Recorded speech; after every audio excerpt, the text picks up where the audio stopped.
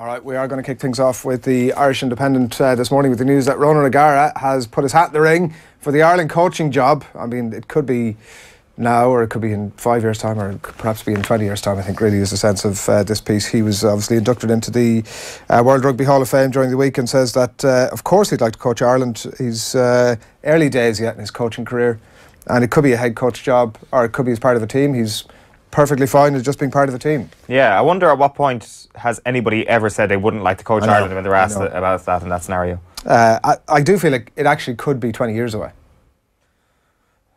Bit of a stretch, is it? Like, he's really moved himself up the pecking order in terms of... But he's going to take he'll take Munster. Yeah, for 5, 7 years.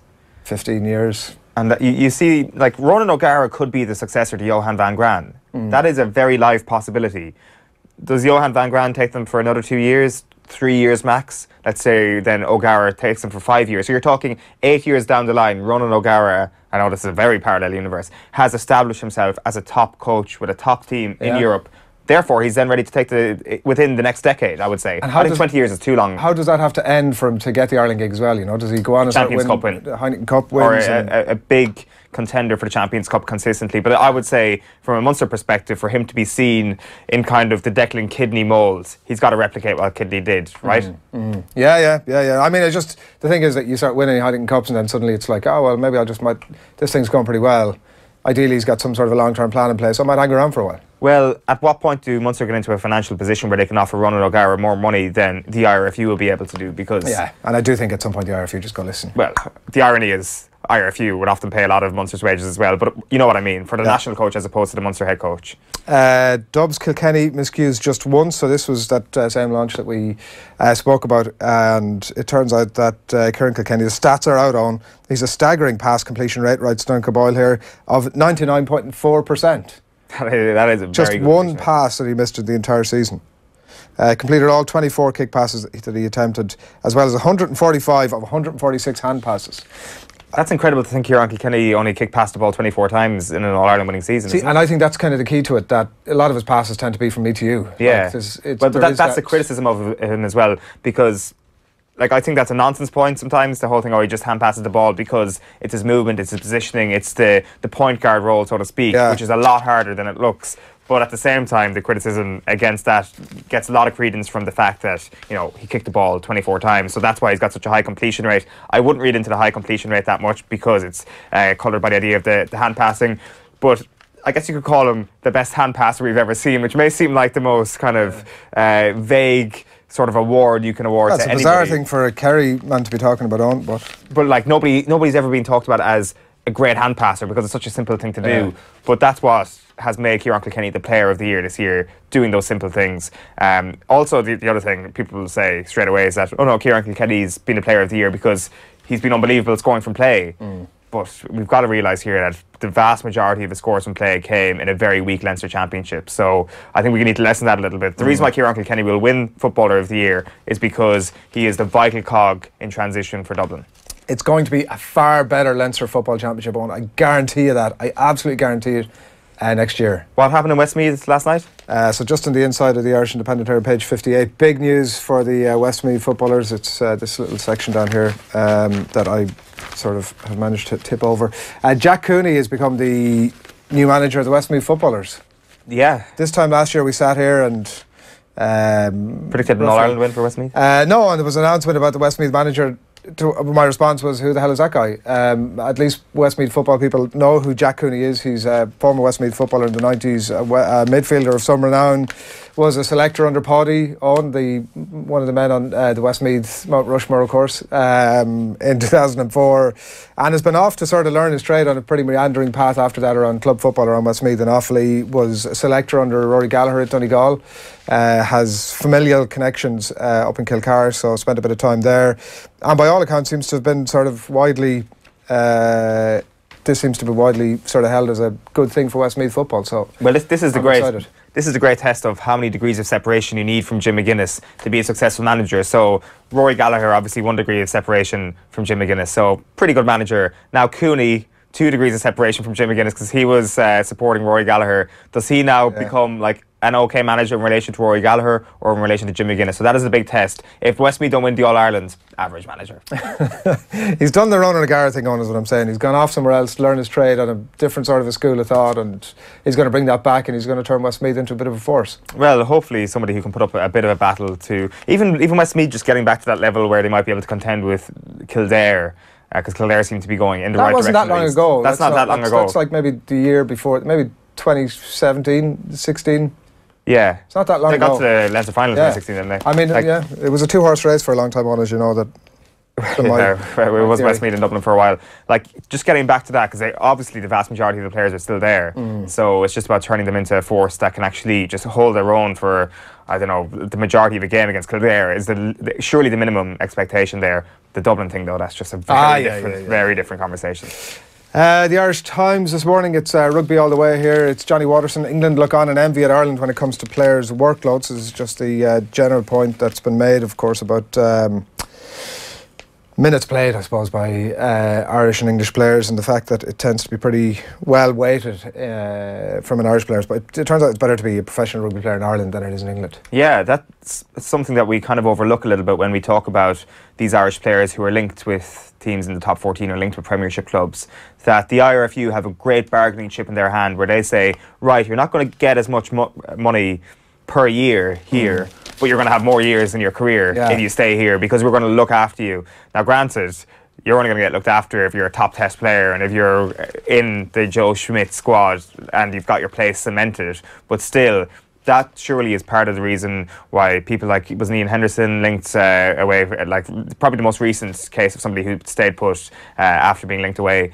Like, that's a huge bargaining chip for the IRFU, that you will probably get 2 or 3 more years, and I don't think that's a stretch. I don't think that's an exaggeration to say you'll get 2 or 3 more years out of your career playing in Ireland as opposed to playing in the Premiership and probably the top 14. Yeah. So that will, I'm sure that one will roll on, and interesting to see some of the team selections actually on that basis this weekend as well, that it isn't just the Irish teams that are cottoning on to this thing, that resting players is a good idea. Steve Hansen, by the way, repeat calls for public funding. It seems that he's saying the All Blacks, just another line in the Irish Times this morning, the All Blacks aren't getting the kudos they deserve from the New Zealand public, that he's calling on the New Zealand Prime Minister to sort of dip her hand in her pocket and dish out some of that good stuff to the All Blacks. Never really sort of, you always assume that they're pretty well looked after. Well, they've got AIG sponsorship, and we all know how good AIG sponsorship is. I'm all for AIG. I won't lie to you. The Irish Examiner this morning it's a bit of a different tack from the Irish Examiner this morning. It's a 3-page interview that Kieran Shannon has done with Kieran Dunne here, following on from his retirement. A pretty well decked out Kieran Dunne there on the Kerry coastline somewhere. Oh, no doubt. I'm sure you can identify that for us. Yeah, I just brush over that. I can't actually see the picture on screen there, but where is it? That's a very good question. I don't know. It's probably Tralee Bay or somewhere. You're almost non-Kerry at this stage. Well, like, there's very little of that background visible. I'm saying a good Kerryman would be able to sort of. They'd be able to say, I recognise that granite. So yeah, 3-page spread inside here. We might discuss in a little bit more detail maybe a little bit later on, but it's interesting stuff from Kieran Dunne. He's just an interesting character. Yeah, just one quick anecdote. 2004, I don't remember this being in the book. Obviously Kieran Shannon's got the piece with him who ghost wrote his book at the time, which was a brilliant read, but I don't remember this anecdote where he says in 2004, which was one of his first years in the squad, training all year long, and Jack O'Connor would obviously have been the manager, and he's training all year long. They get to the All-Ireland final, obviously. He goes into the suit shop to get his suit fitted, and the person's like looking down through the list. He's like, your name's not here, Kieran. Your name is not here. Wow. And he was like, right, that's one hell of a way to get dropped for an All-Ireland final. The management didn't actually pick up the phone and tell him that he was gone. So, like, obviously everybody's like, Jack O'Connor made Kieran Donaghy, but he gave him a bit of a rough time at the very early days of his career as well. And then you can say, oh, well, I did all that deliberately. Like, that was just to teach him a bit of a lesson. Roy Keane method. Getting too big for the boots that he had to pay for himself. Yeah, well, exactly. I suppose he was only 21 years old at that time, but yeah, that's pretty damn ruthless. What year did he come through the underdogs thing? probably around a similar time. Was it 03-04? Was it, yeah? I'm sure somebody will be able to tell us when the first series of Underdogs was. I think 03-04, yeah. Have you been watching the most recent one? No, I need to go back. Is there like, do TG Carr keep it up longer than a week? Player, yeah. I saw week 1. Yeah, it's pretty good. Weekend sort of then. 2004 was the first Underdogs. Oh, right, okay. Tommy reliably informs me. His uncle reckons there's another year in him. Yeah, I think a lot of people reckons there would have been another year in him, but maybe we're all just peeking through rose-tinted glasses. That being said, Shannon spoke to Kieran Donaghy, maybe this day last week. It was certainly last week before the announcement of retirement, but crucially it was before last Sunday, before Tommy Walsh went viral with his 2-1 against Dr. Crokes in that comeback win for Kearns O'Rahilly's. And even before then, Kieran Donaghy was like, Tommy Walsh can be back in that Kerry squad next year, only 30 years of age. And I think since last Sunday, since that clip has gone wild on Twitter, everybody's like, this guy is back in the Kerry squad next year. So it's interesting that Donaghy has already seen that. Kind of points to his keen eye that he has for talent and to form. He's going to be like... He is going to be a Kerry manager if he wants to be. If he wants to be. Isn't he? If he wants to be. Yeah, like he seems to have that sort of brain about him. Why did Tommy fall off the panel? Well, he obviously pulled his hamstring off the bone down in Australia. Came back 2015. His skill set wasn't up to it, I think, initially. Anyway, well, I thought he did. Like, so he comes back and he starts a game in Croke Park against Dublin in the regular season of the league, and he catches a few balls in a full forward. And I thought, that's a good start. This is the league. He'll come back, and then he kind of fades away from the starting team, is on the bench, doesn't start for the league final, and then after that he walks away from the panel himself, it seemed. There wasn't, maybe there was a dialogue there where we've never really got the full story of that, and he's just gone away, put the head down, and has showed unbelievable performance. He could have another 5 or 6 year inter-county career, yeah. 30 years old, so there's 2 years in him if he wants at least. The Times of London leading on the back page here with Everton tapping up inquiry. It's an exclusive by Matt Dickinson here, the chief sports writer. Club could face points deduction over Silva pursuit. The owner's emails and phone maybe see. So this was their appointment of Marco Silva as manager to Everton. I was listening to TalkSport a little bit earlier on today, and I mean, I heard that Big Sam was in the hot seat this morning, so it was inevitable that I'd have to tune that way. He had a lot of interesting stuff to say on, sort of talking about that. Like, it's Big Sam says it's a fine line between tapping up and just making an inquiry. What is that line? Where does that line stop and start? I don't know if he knows exactly where the line is. He just knows it's fine. It's fine, and be careful with it. And I'm not a great fan of the rules. Was one of the standout quotes for me. Of course, this morning. Big Sam, a vehement tap-up-y, if we can call him that. Tapped up left, right and centre when he was manager, I presume. Yeah.